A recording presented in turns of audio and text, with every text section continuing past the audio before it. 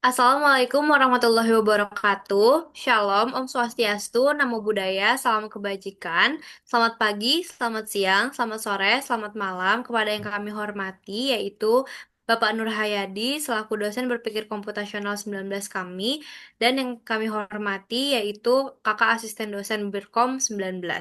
Di sini kami dari kelompok 9 Berkom 19 akan mempresentasikan final presentation study case yang sudah kami pilih yaitu terkait Intelligent Traffic Light Control at Intersections. Next.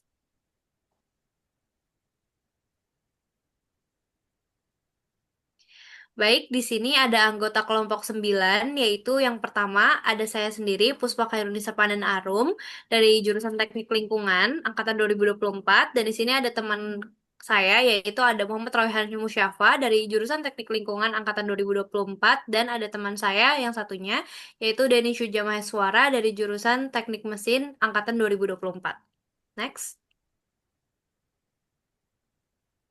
Oke, berikutnya merupakan list kontribusi dari masing-masing anggota kelompok kami, seperti yang tertera pada layar. Lalu berikutnya ada tempat untuk meletakkan link dari presentasi kami. Selanjutnya ada list of content atau apa saja yang ingin kami bahas pada presentasi kali ini. Meliputi yang pertama adalah analisis masalah, yang kedua adalah coding, yang ketiga analisis coding, yang keempat flowchart, dan yang terakhir adalah analisis output. Oke, pertama kami akan membahas analisis masalah dari study case yang diberikan pada kelompok kami. Pada kali ini, kelompok kami mendapatkan studi case yaitu Intelligent Traffic Lights Control at Intersections, yang dimana backgroundnya ini merupakan persimpangan jalan di kawasan perkotaan yang sering mengalami kemacetan akibat sistem lampu lalu lintas yang tidak bisa menyesuaikan kepadatan dari jumlah mobil atau motor di lalu lintas. Lalu ada rumusan masalah atau problem statement, yang dimana eh, lampu lalu lintas itu harus mempertimbangkan beberapa hal, yaitu kepadatan lalu lintas dari setiap arah, lalu prioritas untuk kendaraan darurat, lalu meminimalkan waktu tunggu bagi seluruh kendaraan, dan yang terakhir batasan keselamatan bagi pejalan kaki. Adapun tujuan dari diciptakannya program ini yaitu membuat sistem yang dapat mengalokasikan durasi lampu hijau secara dinamis untuk mengoptimalkan arus lalu lintas, mengurangi waktu tunggu, dan meningkatkan keselamatan. Berikutnya adalah coding yang sudah kami buat. Berikut merupakan overview program coding yang menggunakan bahasa Python yang sudah kami buat.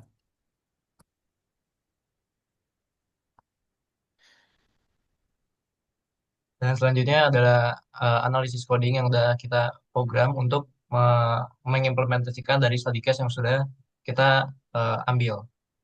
Next. Eh, di barisan pertama, saya dan teman-teman eh, menyimpan kelas lampu. Maksudnya adalah untuk menyimpan suatu kelas yang akan nantinya dipanggil lagi gitu. Jadi tidak perlu eh, menaruh banyak codingan, tapi kita akan memanggil satu-satu yang akan nanti saya jelaskan lagi di beberapa next slide selanjutnya. Terus selanjutnya ada dev underscore underscore init underscore underscore dalam kurung self koma arah. Ini maksudnya adalah untuk proses awal dari saat-saat sebelum sebuah lampu akan dibuat. Dan ini nantinya akan sistem ini akan langsung diberitahu bahwa lampu ini akan mengatur arah jalan mana gitu. Terus yang selanjutnya di bawah ada kita akan apa namanya untuk menyimpan variabelnya. Yang pertama ada variabel arah yang nantinya akan ya set dot arah sama dengan arah nantinya akan disimpan adalah arah utara, selatan, timur atau barat. Dan selanjutnya ada save dot warna itu ada variabel warna yang awalnya adalah nilainya adalah merah. Ya seperti kita tahu eh, emang lampu ini harus dimulai dari lampu merah agar tidak chaos gitu. Terus yang selanjutnya ada variabel durasi underscore hijau yang dimana variabel awalnya adalah 30 detik yang dimana itu cukup normal untuk durasi lampu hijau pada lalu lintas. Yang selanjutnya ada variabel kepadatan sama dengan nol itu adalah maksudnya kepadatan kendaraan yang di setiap arahnya diawali dari angka 0. Terus Yang di bawah kita menyimpan define set underscore kepadatan save koma nilai. Itu maksudnya adalah untuk memasukkan jumlah kendaraan yang nantinya di satu arah jalan gitu. Terus selanjutnya ada save titik kepadatan sama dengan nilai. Itu maksudnya ada nantinya nilai kepadatan yang dimasukkan dalam suatu sensor sensor di lampu lalu lintas.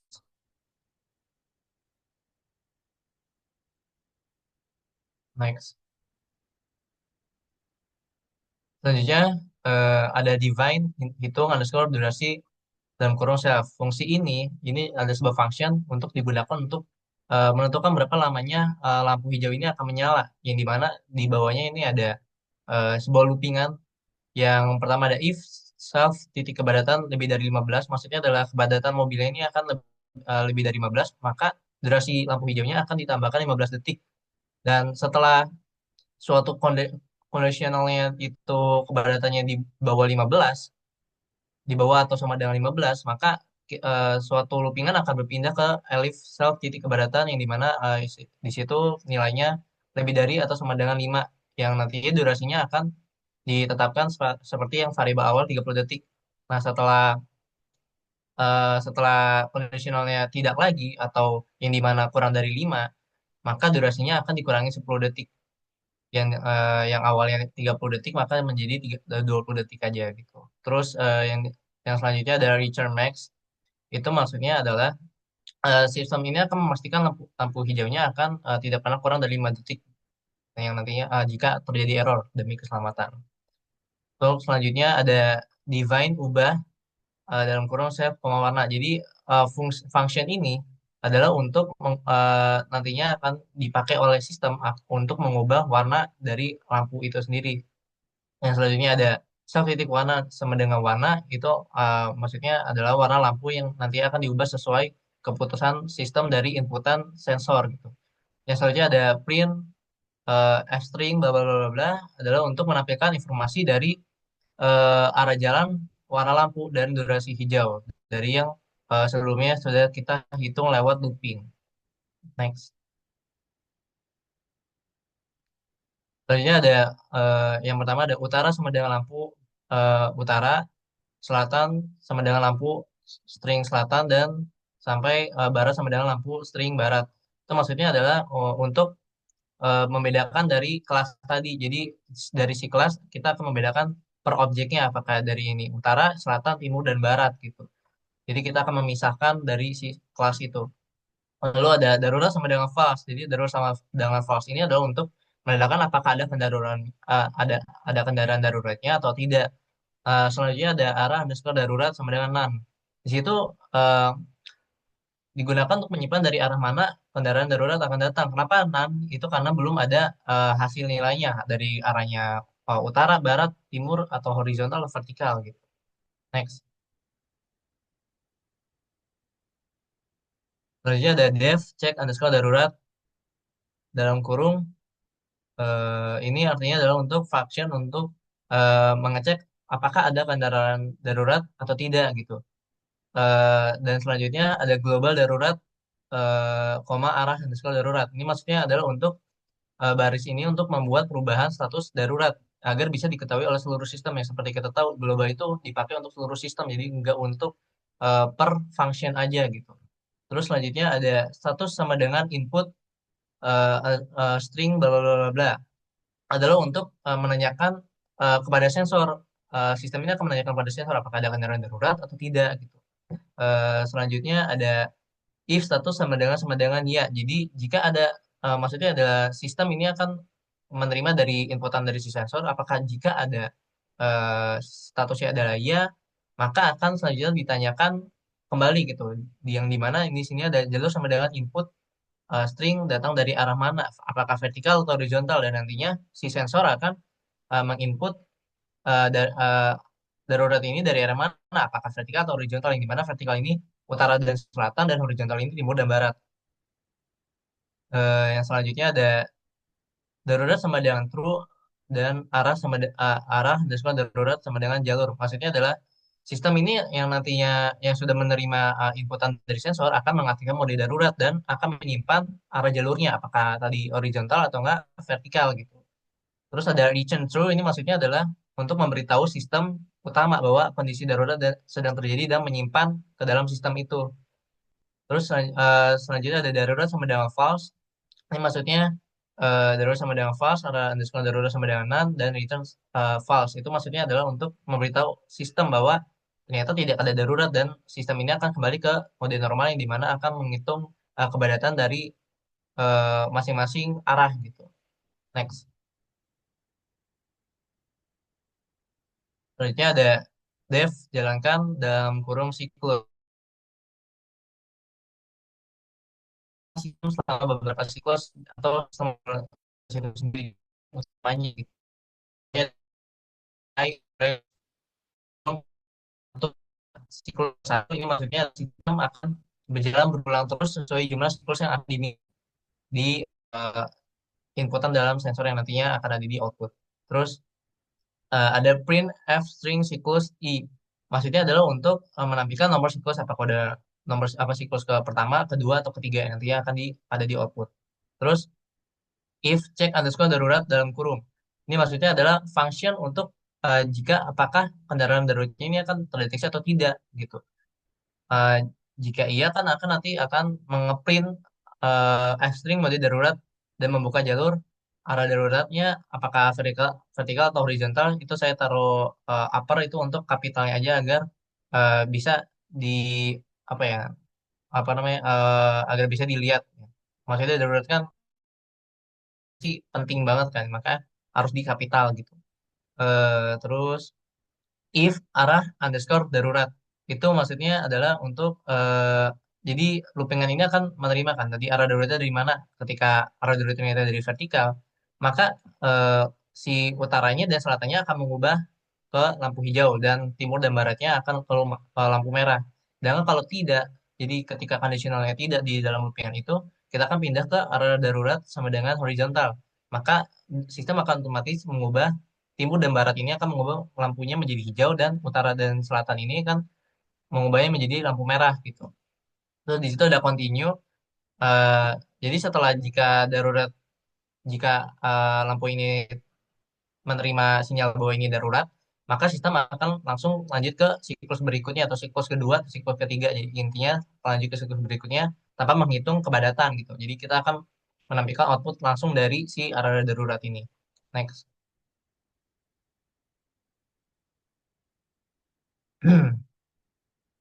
Selanjutnya ada utara dot set underscore kepadatan integer input string kepadatan utara. Ini maksudnya function yang nantinya bukan function, maksudnya inputan yang nantinya sensor akan memasukkan kepadatan tiap arah gitu. Jadi ada utara, selatan, timur atau barat. Ya, nanti misal ada 5 6 7 atau 8 masing-masing dari arah tersebut. Terus ada vertikal sama dengan utara dot kepadatan plus selatan dan kepadatan, dan horizontal juga itu adalah untuk menghitung totalnya kepadatan per jalur. Apakah jalur vertikal ini ada contoh totalnya ada berapa dan horizontalnya ada berapa gitu.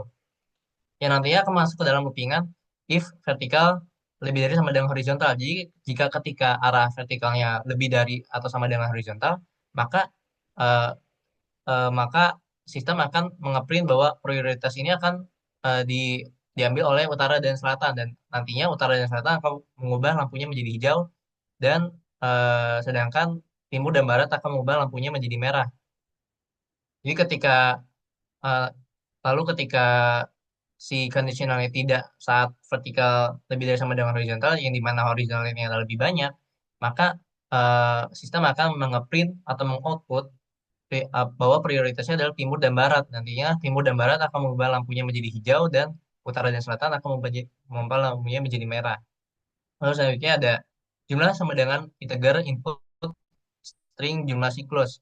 Itu maksudnya adalah untuk menentukan berapa kali simulasinya akan berjalan gitu. Nantinya si sistem akan menanyakan kepada sensor bahwa mau minta berapa siklus gitu. Nantinya akan diinput oleh sensornya dan akan terus berjalan oleh si sistem. Terus seterusnya adalah jalankan uh, dalam kurun jumlah. Itu adalah untuk function untuk menjalankan sistem lampu lalu lintas yang sudah kita taruh sebelumnya. Next.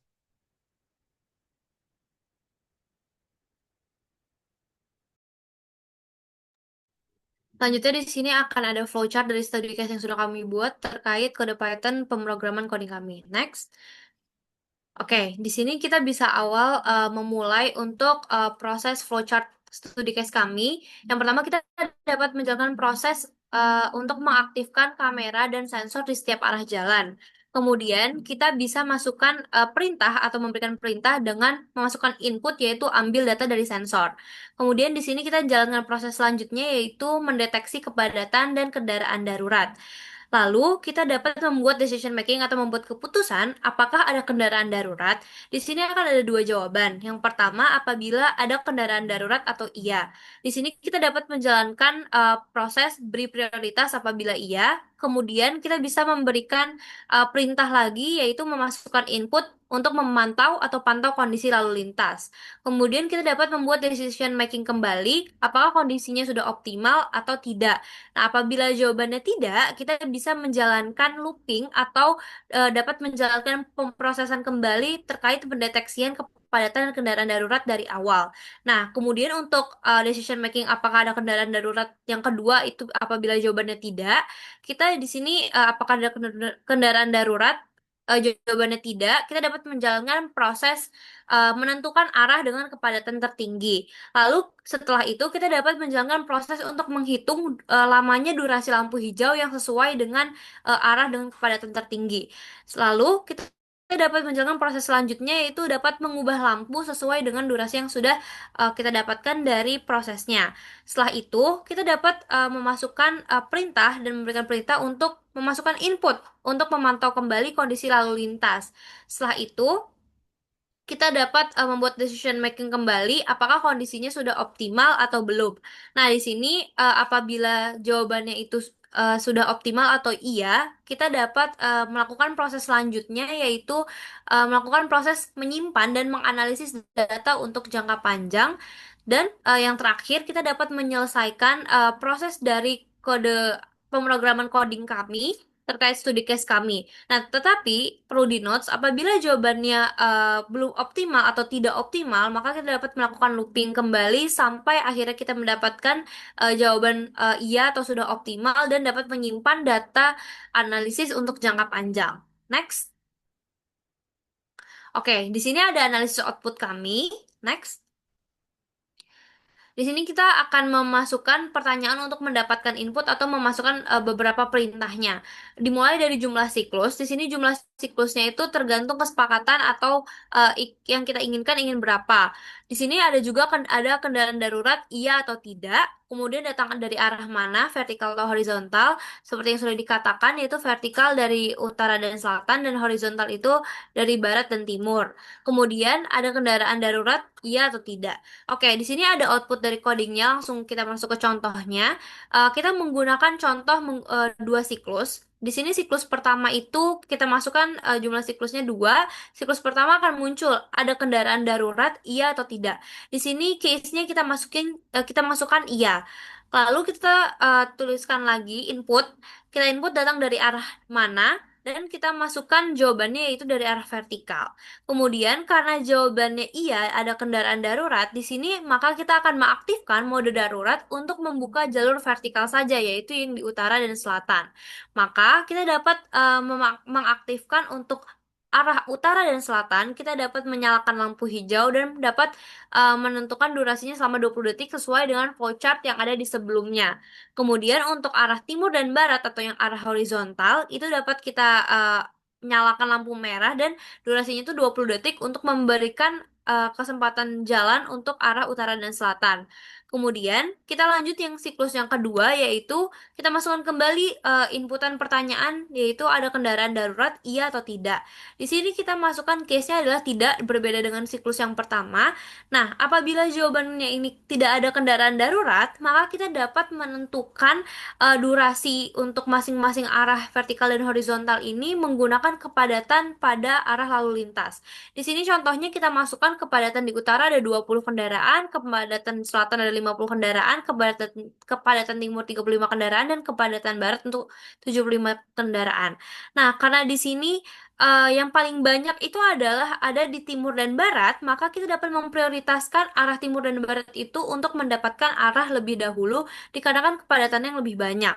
Nah, di sini kita dapat memasukkan untuk waktu, durasi, serta eh, warna lampu. Di sini timur dan barat jelas kita prioritaskan untuk berikan lampu hijau dan durasinya 45 detik. Kenapa 45 detik? Sesuai dengan kode program kami, yaitu apabila jumlah kendaraannya itu lebih dari 15 kendaraan, maka waktunya akan lebih dari 30 detik dan akan ditambah selama 15 detik, maka menjadi 45 detik. Nah, di sini untuk arah yang vertikal atau arah utara dan selatan, karena kepadatannya tidak sebanyak kepadatan di horizontal, maka kita akan instruksikan lampunya untuk dinyalakan berwarna merah dan durasinya 45 detik, bergantian dengan eh, instruksi timur dan barat agar timur dan barat ini yang kepadatannya lebih banyak untuk jalan terlebih dahulu. Baik, next.